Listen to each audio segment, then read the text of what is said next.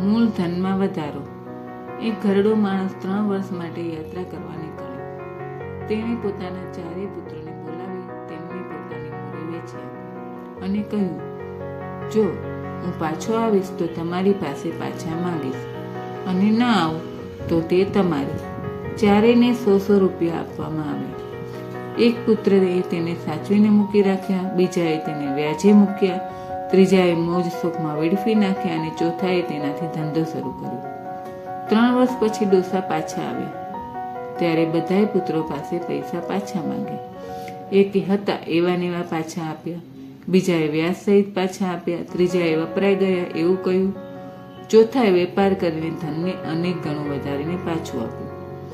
બાપે ચોથા પુત્રની પ્રશંસા કરી અને તેને પોતાના વારસો આપ્યો. બીજા નંબરે જેણે વ્યાજે પૈસા મૂક્યા હતા તેની પ્રશંસા કરી, કારણ કે તેણે વ્યાજ જેટલું તો મેળવી લીધું હતું.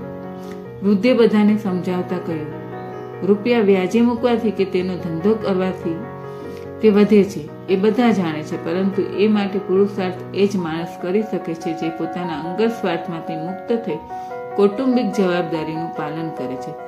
તમારી પરીક્ષા કરવા માટે જ મેં તીર્થયાત્રા કરી હતી.